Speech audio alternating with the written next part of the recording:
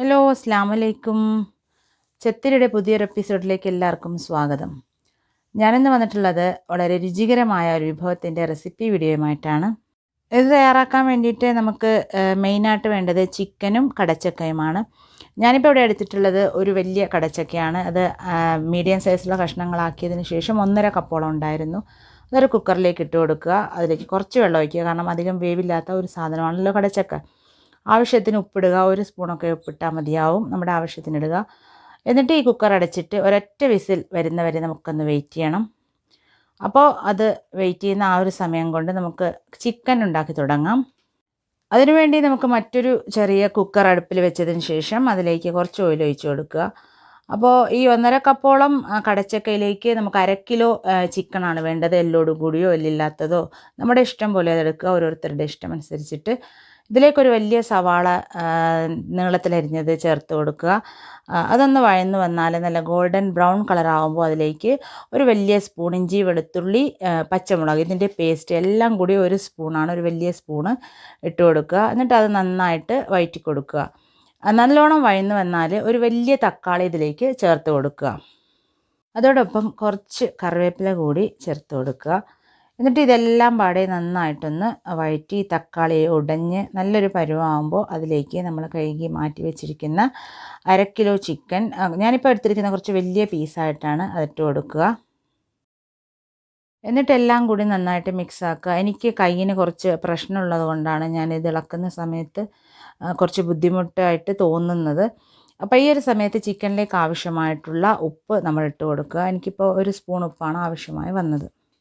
ഇനി ഇതിലേക്ക് ആവശ്യമായിട്ടുള്ള മസാലകൾ ചേർത്ത് കൊടുക്കാം.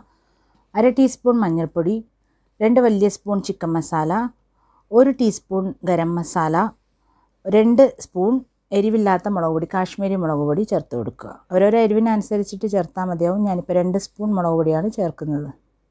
ഇനി ഇതിലേക്കൊരു 1/4 കപ്പോളം വെള്ളം ഒഴിച്ച് കൊടുക്കുക. വെള്ളം കൂടി പോവണ്ട, കാരണം ചിക്കനിൽ നിന്നും വെള്ളം ഇറങ്ങുന്നതായിരിക്കും. അപ്പോൾ അതുകൊണ്ട് തന്നെ നമ്മളൊരു 1/4 കപ്പോളം വെള്ളം ചേർത്താൽ മതിയാവും.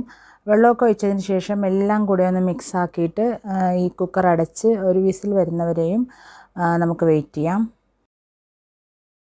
കുക്കറിലിടാതെയും വേവിച്ചെടുക്കാം, പക്ഷെ ഞാനിപ്പോൾ കുക്കറിലാണിത് വേവിക്കുന്നത്.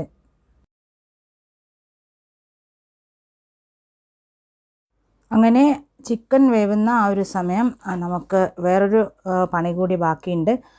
അപ്പോൾ അതിന് വേണ്ടിയിട്ട് നമ്മൾ ഏതൊരു പാത്രത്തിലാണ് ഈ ഒരു ഡിഷ് മിക്സ് ആക്കാൻ പോകുന്ന ഒരു പാത്രം സ്റ്റൗവിൽ വെച്ചതിന് ശേഷം അതിലേക്ക് ഒരു 2 സ്പൂൺ ഓയിൽ ഒഴിച്ച് കൊടുക്കുക. കുറച്ച് കറിവേപ്പില ഇട്ട് കൊടുക്കുക. അതിൻ്റെ കൂടെ തന്നെ നമ്മൾ നേരത്തെ മാറ്റി വെച്ചിട്ടുള്ള, അതായത് വേവിച്ച് മാറ്റി വെച്ചിട്ടുള്ള നമ്മുടെ കടച്ചക്ക കൂടി ഇതിലേക്ക് ഇട്ട് കൊടുക്കുക. ഈ ഒരു സമയം നമ്മുടെ ചിക്കൻ വെന്തിട്ടുണ്ടായിരുന്നു. അപ്പോൾ ഞാൻ എല്ലാം പാടെ ഒന്നും കാണിക്കുന്നില്ല, എല്ലാവർക്കും അറിയാവുന്നതല്ലേ. അങ്ങനെ അതും കൂടി ഇതിലേക്ക് നമ്മൾ മിക്സ് ആക്കി കൊടുക്കുക. നമ്മൾ കപ്പയും എല്ലാം ഒക്കെ ഉണ്ടാക്കൂലേ, ആ ഒരു രീതിയിലാണ് ഈ ഒരു വിഭവം ഉണ്ടാവുക. അപ്പോൾ ഭയങ്കര ടേസ്റ്റാണ്. അപ്പോൾ അവസാനം ഇതിലേക്ക് കുറച്ച് കുരുമുളക് പൊടി കൂടി വിതറി കൊടുക്കുക. ഇനി നമുക്ക് പ്രത്യേകിച്ച് പണിയൊന്നുമില്ല, ഇതെല്ലാം കൂടി ഒന്ന് മിക്സ് ആക്കി കൊടുക്കൽ മാത്രമാണ്. അതിനുശേഷം ഇത് നമുക്കൊരു സെർവിങ് ഡിഷിലേക്ക് മാറ്റി കൊടുക്കുക. ഇതുവരെയായിട്ടും ഈ ഒരു വിഭവം തയ്യാറാക്കി നോക്കാത്തവരുണ്ടെങ്കിൽ നിങ്ങളൊന്ന് തയ്യാറാക്കി നോക്കുക, എല്ലാവർക്കും ഇഷ്ടപ്പെടും. അപ്പോൾ അതോടൊപ്പം നിങ്ങളുടെ സപ്പോർട്ടും നമുക്കുണ്ടാവണം. ഇനിയും പുതിയ വീഡിയോയുമായി വരുന്നവരേക്കും അസ്സലാമു അലൈക്കും.